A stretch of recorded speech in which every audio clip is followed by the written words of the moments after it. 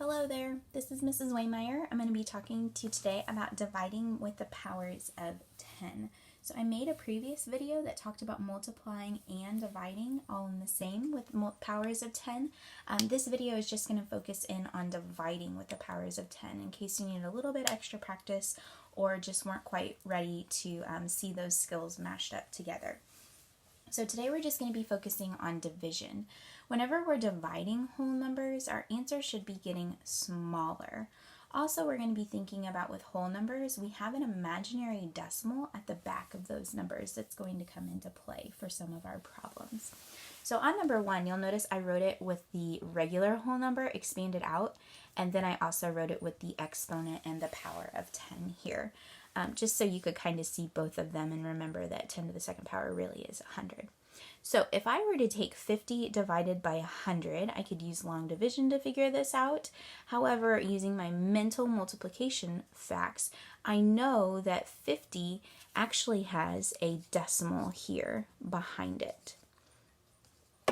So 50 wholes, and if I'm taking it divided by 100, I really am moving my decimal back 2 spaces or 2 decimal places. So that gets me the answer of 5/10.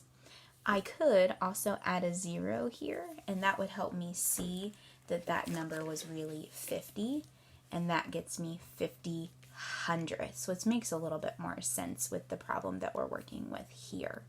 You don't have to add that extra 0. Please remember that when we talk about decimals, 5/10 and 50 hundredths are equivalent. They are equal, same value, but depending on some of your problems, if they're asking you to write it to a specific place value, then you might want a different answer versus one or the other. So another way we could write this problem is 10 to the second power versus writing 100, because 10 times 10, our base is 10, we're repeating it twice, gets us 100. So if I were to take 50 divided by 100, I would still use those same steps that I did up here at the top. I would make sure that I have my decimal, and I would go back 2 decimal places. So my answer ends up being 5/10, or if you want to add that extra 0 in there, 50 hundredths. So let's try this one.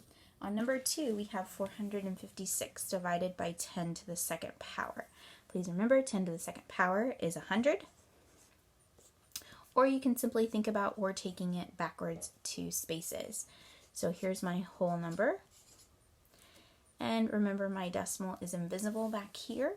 Right now I'm going to make it visible, and because we're dividing by 10 to the second power, I need to move my decimal back 2 spaces. 1, 2.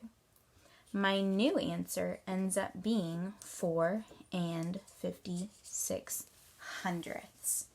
All I've had to do was move that decimal, move that place value, and shift it. Again, you could do this using long division, but this is kind of a quick, easy mental strategy because we're working with bases of 10. So looking at number 3, try to make it a little bit more challenging for you. This time we have 37 and 146 thousandths. We're going to be dividing by 10 to the 4th power. 10 to the 4th power is 10,000. So we need to divide this by 10,000 going back to the left. Hopefully you're telling yourself we're going to go back 4 spaces. 1, 2, 3, 4. I ran out of digits and actually have to add in 2 more. So my final answer ends up being a very large decimal number. I'm not even sure how to say that right at the moment. I'd have to look it up because I'm not sure what place value this is. But 0 and, we need 2 zeros here because we ran out of place values, 37146. Please notice also that your digits don't change. They've just shifted. So they haven't disappeared. They're not different numbers. They've just shifted place values. Last one, number 4. So we have 97 and 6/10. Here's our decimal here. Because we're doing 10 to the 3rd power, which is 1,000, Again, I'm going to need to move to my left. 1, 2, 3. I ran out of digits, therefore I'm going to add a 0 in the front, making my new number 976 10,000ths, because this is the 10,000ths place. Please remember that you don't have to add the 0 in front of the decimal. I like to do that just for organizational purposes, but you definitely don't have to add the 0 in front of the decimal. This would still be okay. Please also remember that when you're dividing, we're going to the left. When we're multiplying, we're moving to the right. This strategy works with powers of 10, exponents, or bases of 10 with the powers of 10. This does not work with other numbers, so just keep that in mind.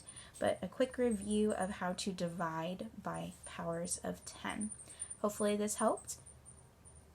Thank you for watching.